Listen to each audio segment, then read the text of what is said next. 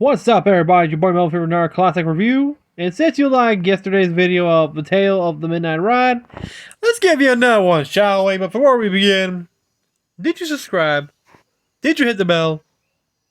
If so, what are you waiting for? By the approval of the Midnight Society. Let this story begin, shall we? And today's episode is from Season 2, Episode 3, The Tale of Locker 22. And this was between The Tale of the Midnight Madness and The Tale of the 13th Floor. And this is a good one about... Since we talk about changing the story, how about changing the past that might affect the future? Shall we? So yeah, here we have the Midnight Society. We got around waiting. Where is Christian? Of course, she'll be dressing up as something, which they all started playing a guessing game. Frank guesses she'll be dressed as an axe murderer. David guesses she'll be dressed as a mummy. Betty Ann thinks she's going her hand tucked in his sleeve with a person with a one hand and an arm. You know what I'm talking about. And Gary approaches excitement, hears them talking. And guess what? Christian's dressed as a hippie from the 60s. Which, yeah. Of course, Gary asks, what does this have to do with her story? Which, of course, she's about to tell the tale. She throws the dust into the fire. By the approval of the Midnight Society, I'm calling this story The Tale of Locker 22. So, we begin with the story with in a high school, we meet the new girl, a girl from France. Her name is Julie Dufaus. Her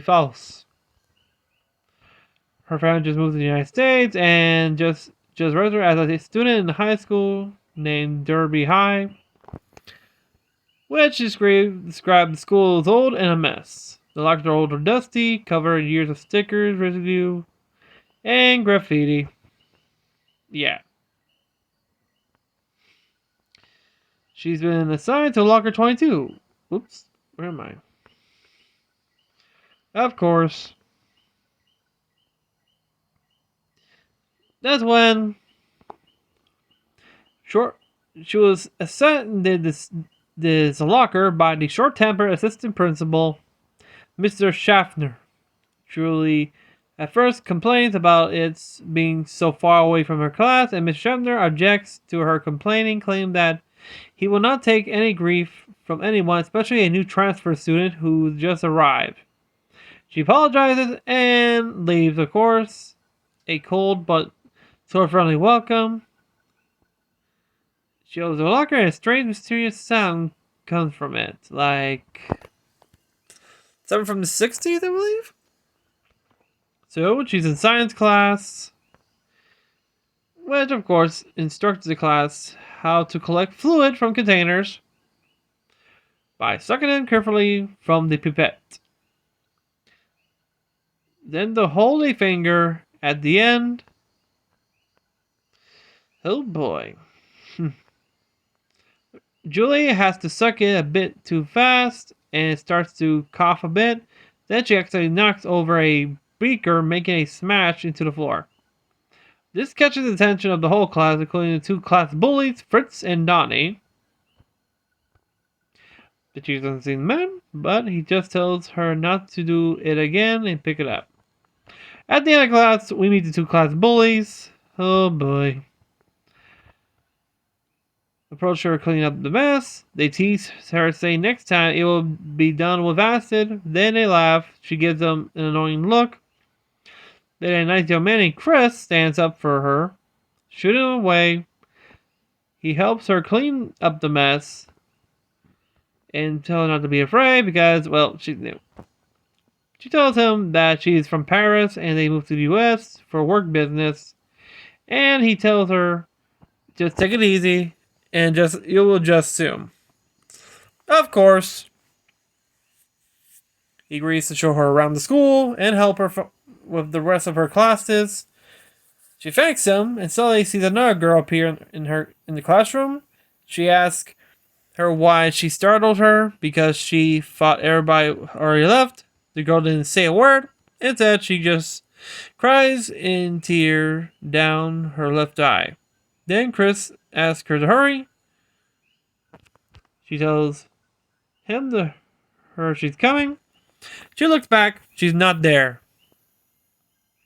During lunch, Julie's having trouble finding a place to sit. She almost sits down, but of course, guess what? Fritz and Donnie decided, but she sits down, but she decides against it. So she sits alone at a table all by herself. Then Fritz and Donnie come sit down between her. There is now one of them. Then they start teasing her about what happened during the morning, of course. Oh boy. Fritz asks Donnie what he thinks of her. He tells him he thinks she is kind of weird. Then, they start teasing her. Oh boy. That's what he keeps saying. He very madly asks her, "Did I say something about giving me a grief Miss Sioux Falls?" She tries to tell him it's not her fault.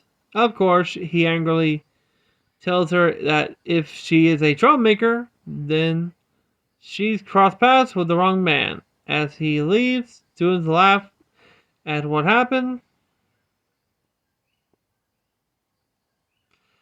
Oh boy.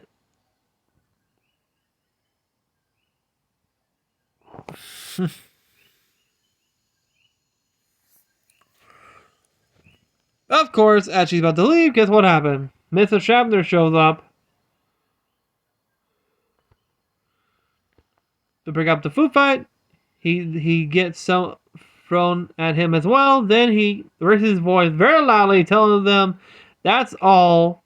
Then very loudly, with a lot of anger, he asks them both to come to his office right away. Well, of course, Renata said what Donnie said about Mr. Shabner repeating these words. Yep, he actually said the words. Oh boy. She tells him it's not her fault, but he angrily tells her that she's a troublemaker. She crossed paths with the wrong man. Oh boy. Then Julie goes to her locker to put something away. Of course. Then the mysterious young girl with old-fashioned clothes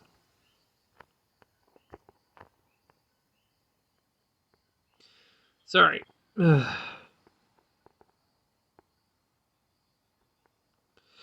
Of course.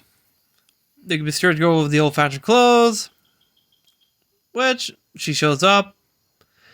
A better headband appears again. She walks around. She walks right next to Julie and startles her. She asks her to stop creeping up on her. And also she asks her what she wants her, but suddenly she vanished again. One day Julie leaves school in a scare. Oh boy. But she's having a bad day. She won't talk about it with Chris. She had to tell Chris she has to go, but Chris tells her, whoops.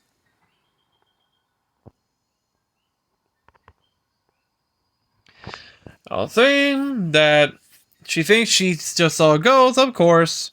She may be a prank phone call.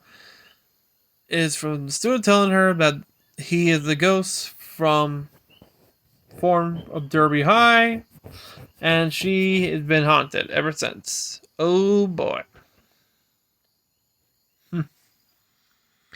Chris is gonna tell somebody is wrong with her. That's wrong, and ask if she's okay. She trusts him, so yeah.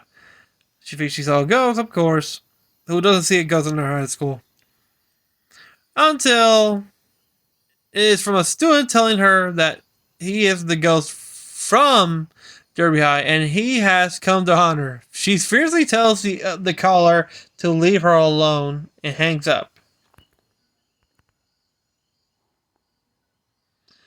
Oh boy. Have things have gone sour, ain't it? Of course, the next day, it turns out Chris told some people what she told him. So now everybody knows. She got pissed. She's not mad at Chris because she thinks that thanks to him, now everybody is going to think she's crazy. Now known as the crazy foreign student. Ouch.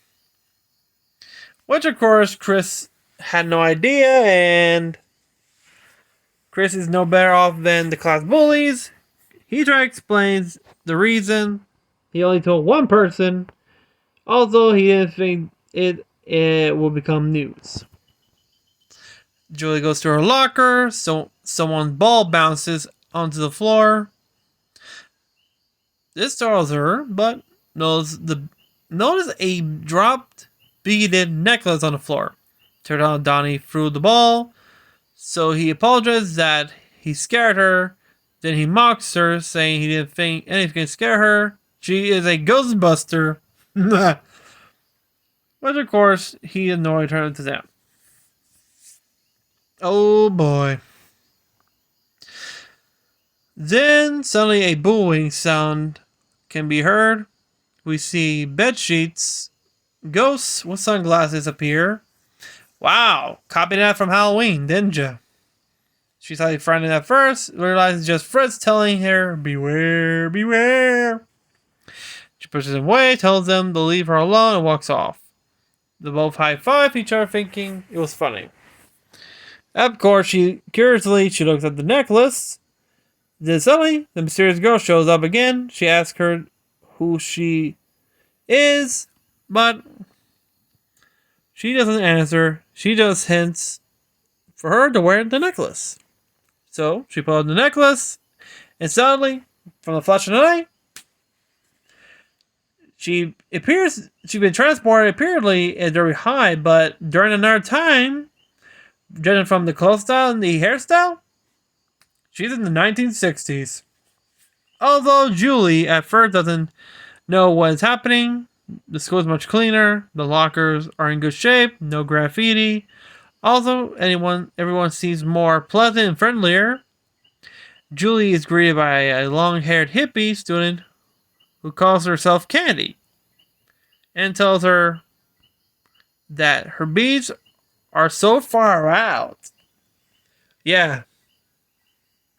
Julie's puzzled about the name she's called. Also, how the kids there just seem to know her. She runs off to her locker to see there is a sticker on it. It is a yellow petal flower with pink center core. Hey, flower power. Groovy. Suddenly, she's greeted by a teacher who looks like a much younger Mr. Schaffner. He says to her, "I'm waiting, Miss Warren," and heads off. She realizes that she's wearing the necklace might have something to do with what is going on. Of course, she takes it off. She's back in the past, in the present time. Now the sticker is gone. There's nothing left but an old residue to show that the sticker was once there, and examine it carefully. Next time, Julie takes Chris aside, saying that never mind. She explained that one time long ago, someone who had the locker put nice flowers on it. Excuse me. She gets him to examine. Now that the locker is old and worn out, no shit. And there's nothing left but glue residue. He apologized for the bullies picking on her, but claims that she started to get a little spooky. Julie says, "Spooky, you haven't seen anything yet." She puts on the beaded necklace. Suddenly, the flash again. She's back in the past. Now everything's cleaner on the lockers. Looking new again, all Julie can sure is what's happening. Whenever she puts on the necklace, she's back in time. Once again, she passes by the same long-haired hippie female student. Then the hippie addresses Julie as Candy again, but this time Julie goes along with it. The hippie asks her, "Oh boy, asks her who Chris is. So Julie asks the hippie, "You don't know him?" The hippie kind of asks Chris if he's new. Chris is confused and puzzled. He tells her that he doesn't know. The hippie tells her that just figure it out and to invite him over tonight. Of course, because she has the Beatles' White Album. The Beatles, nice. Of course, she happily says goodbye and leaves. Sorry. Chris reacts and shocking, saying so like Beatles White Album. Wow. Far out. Joy points out her locker to Chris, of course, knows the flower stickles and her name, Candy, on the locker. They mentions that the hippie called her Candy. Suddenly a teacher approaches them. It's the young Mr. Shatner. He says, "Miss Warren." Chris is shocked to see him so young. He says, "Schaffner?" Mr. Schaffner, in a little friendlier tone, tells him it's Mr. Schaffner. Asks him who he is. Chris lies, saying he's new. Mr. Schaffner tells him to learn some manners. Mr. Schaffner now says, "Now, Miss Warren. Not tomorrow. Not next week." She says. But then he tells her that he will stay late today to help. But if her chemistry project isn't done by today at 4 p.m., she'll be getting a fat F and will be forced to go to summer school. Then he says, "You dig?" She says yes, and of course he says to her, "Groovy." He'll see her after school in the science lab. Chris is, of course, surprised, including the way he approaches, by the young Mr. Schaffner and the old-fashioned expression he used. Julie just said, it's like they're back in the 60s, which they actually are. Chris suspects it is because of the necklace, so he tells her to take it off. When she does, they return back to the present. Their mates are shocked and realize they can travel back in time from the past to present with that necklace, and they're curious to find out who the girl Candy is. Okay, so after that, Chris and Julie go to the school records storage department and to investigate. Chris chooses to look through the 1968 because this was the year that the Beatles' White Album came out. Sorry.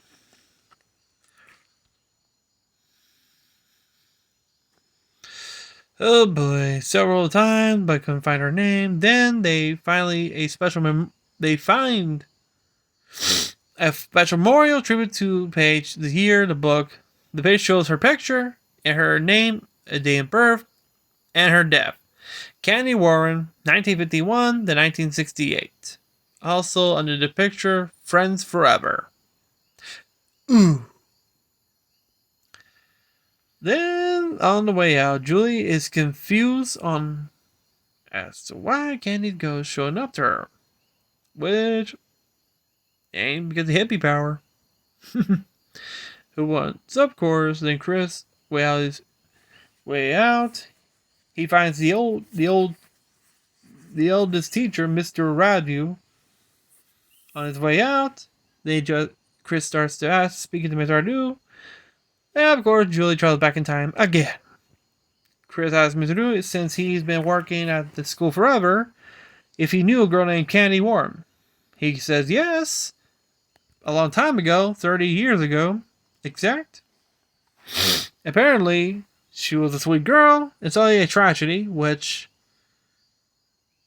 she wasn't saying, it was an accident, but the accident took her life, happened right here in the school. Candy was doing a after-school science project. She got a little careless. She lit the Bunsen burner and died in a burning gas explosion. Which Chris then asked him who was her teacher, and it turns out it was Mr. Schaffner. Before he became assistant principal, he was a chemistry teacher. That's when Chris realized Julie has gone back in time, the day Candy Warren died. So he quickly runs off to find her. Julie, as Candy, goes to Miss Shabner to do the project. Mitchell agreed her, set up the lab, and completely unaware that he accidentally set up the Bunsen burner gas pipe with a worn out, rotten gas hose, which is a big red flag. Chris ain't finding Candy, Julie anywhere. It turns out she went back in time. Then, in the past, Mr. Schaffner tells her that the project is to identify the compounds by determining the melting points. So Mr. Schaffner tells her, or she can just skip it and right now and go to summer camp, school. She decides to try, but asks him how to do it, although it says he gives her a hint. So she has to turn on the gas, then light the Bunsen burner, and gives her 20 minutes. Chris finally approaches the ghost of Candy. He asks her if she is Candy, and she nods her yes. He asks her if Julie's in the past. She sadly nodded yes again. Oh boy. Things are getting weird, I'll tell you what. Which, after asking, in the past, Julie turns on the gas, but begins to leak through the rotten gas hose. But she can't light the flame. Thank the Lord. Because the sparker is worn out. Back in the present, Chris asks Candy to stop Julie, but she can't, so instead, she sends him in the past. Now Julie's trying to light up again, but just in time, Chris running through the halls at full speed, trying to stop her. Then Mr. Sanders stops him, and arms grab. He asks him to let him go, claiming that Candy is in danger. Miss Shatner not realizing what is happening. Jokes saying, I know she's gonna flunk bummer. Chris continues to struggle, and Mr. Shatner asks him who he think he is. Chris then shouts him, I'm your future pal, and breaks free. He runs into the lab, tells Julie to stop. Of course. But the lit candle is about to roll right onto the wrong path. Then Chris sprays out in time. Julie asks why he did it. Then Mr. Shatner barges in demanding to know what did he do, why he did. That's when Chris chastised Mr. Shatner on not checking his equipment because stop, just stop. See, it's run right through. If you were to put a fire into this, the whole place will go kingdom come. Then he really asked him, don't you check your equipment, Mr. Schaffner? Which, of course, he didn't realize, and I didn't know that, of course. It says, you're in the wrong line of work. Then Mr. Schaffner says, thank God you saw this. If you hadn't, then she would have been blown up. You would have been toast. Oh boy. So they've actually, after that, what turns out, they return back to their own time, realizing that we'll have the candy. So the school's now seems a little cleaner than before. Then suddenly, while they're embracing, a prettier teacher asks him what they were doing. The school's so late. Chris says he was helping with the locker. The teacher tells him that used to have been her locker, until the teacher tells her that she must be Julie the false. When she found out it was her locker, Julie surprisingly asks her who she is, and the teacher tells her she's the assistant principal, Miss Warren, Candy Warren. They were both as shocked and realized they saved Candy's life and changed the past. Which means Mr. Shatner is no longer the assistant principal, but Candy is. Which they did it by going in the past, helping Mr. Shatner realize that what would have happened if someone hadn't stopped to the point of using unsafe chemistry equipment. Mr. Shatner had resigned, or he have realized that he might have been the wrong line of work. Or might have been reported and got himself fired. Now we see Candy, grown up, a kind, caring. Of course, one who puts up with no nonsense. She gives Julie a friendly welcome to school. And of course, we see Donnie and Frisk trying to sneak away until she just calls them out and say, "Boys, to my office now." And okay, now that's the end of the story. Christian ends the story. The four members of the society say the 60s expression. Gary's says far out. Kiki says solid. David says psychedelic. Frank says neato. Betty can't think of one. Then they return the borrowed items and called it a night. And that was the tale of Blocker 66, people. And damn, another time travel, huh? Well, this time it's not like the last one, which was the rewriting the story of Sleepy Hollow. It's actually changing one person's fate and the other. Like example, like there was a young tragedy, and then you see their ghost, and you give them an item from the past, which sends you to the past as that person, not yourself. If you could rewrite the past and change someone's fate, sometimes changing one's fate could be good, or you just don't know. It's like Russian roulette. One bullet in the chamber, you don't know what's going to happen or what's going to come out of the nozzle. Excuse me. But yeah, let me know what you think of this episode, and if you've seen it when it first came out or the reruns. Let me know in the comments down below. And if you're new to the channel, remember to subscribe, hit the bell, like this video. That'll be awesome for us and for the channel as well. And remember, our goal is to hit 1 million subscribers by the end of this year. Because hey, it's been almost 10 years, so it's time to make it happen. But yeah, let me know what you think of the episode. Do you like this video? Well, I have to say it once, say it twice, third time the charms. Give a like to this video. That'll be great for us. And until then, see you next time. See you tomorrow for another review. Peace and good night.